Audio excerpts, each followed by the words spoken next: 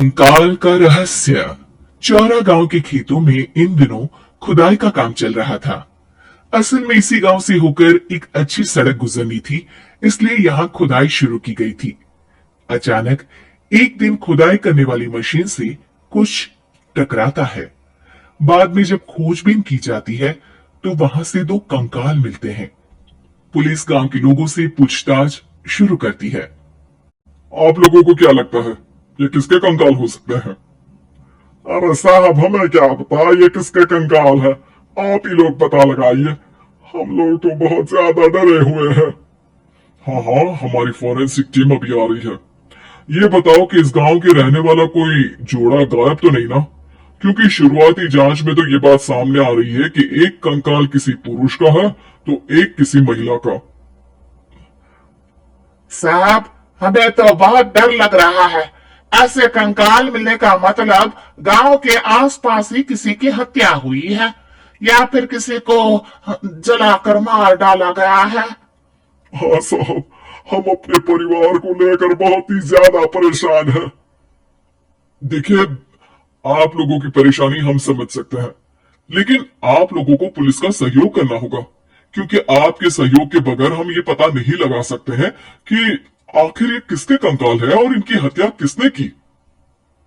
ठीक है साहब, गांव के लोग आपका पूरा सहयोग करेंगे। हाँ हाँ साहब, पूरा सहयोग करेंगे। तो फिर ठीक है, हम अपनी जांच शुरू कर देते हैं। कुछ दिन बाद जांच रिपोर्ट आ जाती है। पता चलता है कि ये कंकाल करीब 20 साल पुराने हैं, यानी 20 साल पहले किसी जोड़े की हत्या कर शव को यहाँ पर दबा दिया गया था। इंस्पेक्टर राघव, ये बताओ कि 20 साल पहले की मर्डर मिस्ट्री क्या आप सुलझ सकती है? हाँ हाँ सर, क्यों नहीं। लेकिन अब सबूत और गवाह काफी मिट गए होंगे। मुश्किल तो होगी, लेकिन शायद किसी परिवार को इंसाफ मिल सके। इंस्पेक्टर राघव, आप बिल्कुल सही कह रहे हैं। किसी परिवार को तो इंसाफ मिलेगा ही, और किसी को उसके किए की सजा भी मिलेगी। जी सर, मैंने तो जांच शुरू भी कर दी है। 20 साल पहले इस गांव के दो जोड़े अचानक कहीं गायब हो गए थे।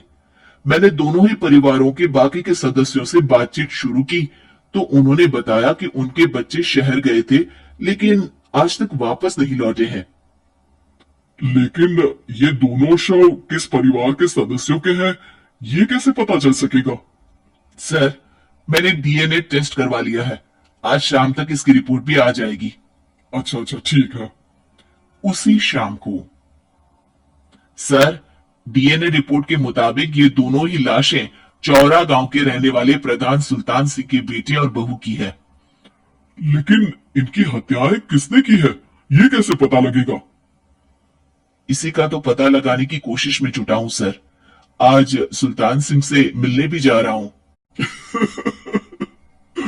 मेरा बेटा और बहू तो मेरे लिए सिर्फ यादों में ही रह गए थे। हमें उनकी लाशें तक नहीं मिल सकी थी। आज 20 साल बाद उनके कंकाल मिले हैं। मैं अब किसके लिए जीऊं?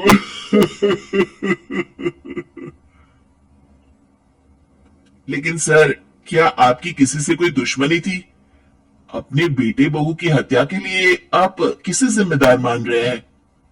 अब मैं किसका नाम बोलूं? मेरे तो किसी से दुश्मनी नहीं थी, बस मेरे बेटे बहू को कोई वापस ला पाता।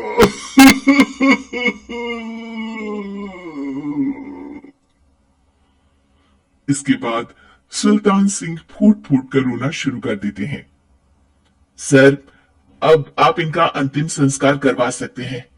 कम से कम इनका शरीर ना सही, इनका कंकाल तो आपको मिला है। लेकिन हाँ, अगर आपको कुछ भी याद आए तो जरूर बताइएगा। मेरी तो बेटा अब उम्र हो गई है, लेकिन मेरे बेटे और बहू के हत्यारों का जरूर पता लगाइएगा, क्योंकि जब तक हत्यारे पकड़े नहीं जाएंगे मेरा मन नहीं मानेगा। सर, हमारी पूरी कोशिश रहेगी हत्यारे को पकड़ने की। लेकिन एक बात बताइए, उस वक्त आपको किस पर शक गया था? उस वक्त मेरे एक ड्राइवर को पकड़ा गया था, लेकिन सबूतों के अभाव में उसे छोड़ दिया गया था। अच्छा, और ड्राइवर पर कैसे शक हुआ था? क्योंकि उस दिन ड्राइवर छुट्टी पर था।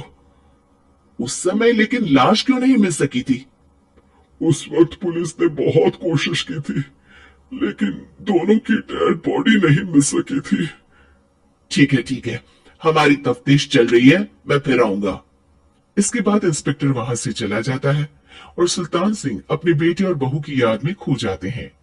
कुछ दिन बाद सुल्तान सर, एक बात बताइए, जब आपके बेटे बहू की हत्या हुई थी, उसी के आसपास आपके ही गांव का रहने वाला एक और जोड़ा उसी वक्त गायब हो गया था ना?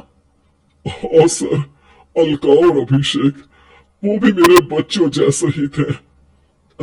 तो फिर वो कहाँ है? उनका भी आज तक पता नहीं चल सका, लेकिन बताते हैं कि कुछ साल पहले अभिषेक को गांव के ही किसी आदमी ने मुंबई में देखा था, लेकिन फिर वो गायब हो गया। यानी अभिषेक और अलका की हत्या नहीं हुई थी, बल्कि उन्होंने किसी वजह से खुद ही गांव छोड़ दिया था। हाँ हाँ, हो सकता है, क्योंकि अभिषेक मेरे बेटे संतोष का अच्छा दोस्त था और उसका मेरे घर भी आना जाना लगा रहता था। हो सकता है कि उसने मेरे बेटे और बहू के बारे में सुन लिया हो और ये गांव छोड़ दिया हो। हो सकता है। उनके परिवार का कोई अब नहीं रहता क्या इस गांव में? अब तो कोई नहीं रहता। एक चाचा थे, लेकिन उन्होंने भी अपना पुश्तैनी मकान बेच दिया है। वो भी अब कहीं शहर में ही बस गए हैं। ओह, अभिषेक और अलका के बारे में भी पता लगाना होगा। हो सकता है कि वही इस हत्या के बारे में कुछ बता सके। हो तो सकता है, लेकिन वो बेचारे तो खुद ही वक्त के मारे थे, वो क्या बताएंगे। फिर भी सर, जब केस दोबारा खुला है तो जांच तो करनी ही पड़ेगी, और इस बार तो लाशें भी बरामद हुई है। कुछ दिन तक लगातार तफ्तीश चलती रही। एक दिन थाने से सुल्तान सिंह को फोन आता है। हाँ, कौन बोल रहा है? सर, मैं कांस्टेबल टूलाराम बोल रहा हूँ थाने से। आपको थाने आना पड़ेगा। थाने? लेकिन क्यों? सर, किसी की पहचान करवानी है। अच्छा ठीक है, मैं दोपहर तक पहुंचता हूँ। सुल्तान सिंह दोपहर में थाने पहुंचता है। कई पुलिस के अधिकारी वहां मौजूद रहते हैं। सर, आपके बेटे की हत्या का रहस्य आज शायद सुलझ जाए। अच्छा इंस्पेक्टर राघव, पर वो कैसे? सर, उस आदमी को देखिए, क्या वही अभिषेक है? सुल्तान सिंह की आंखों में हैरानी से आंसू आ जाते हैं। हाँ सर, यही अभिषेक है। ये आपको कहां से मिला? सिर्फ अभिषेक ही नहीं, बल्कि इसकी पत्नी अलका भी इसके साथ है। मैडम, जरा अभिषेक की पत्नी को लाइए। जैसे ही अलका को पेश किया जाता है, सुल्तान सिंह जमीन पर गिर जाते हैं। सुल्तान सर, क्या हुआ आपको? आप अलका को देखकर गिर क्यों गए? सुल्तान सिंह सर पकड़कर बैठ जाते हैं। ये अलका नहीं, बल्कि ये तो मेरे बहू रितु है। पूरा थाना एक दूसरे का मुंह देखने लगता है। क्या? इसके बाद हर किसी को दो कंकाल और हत्या का रहस्य समझ में आ गया।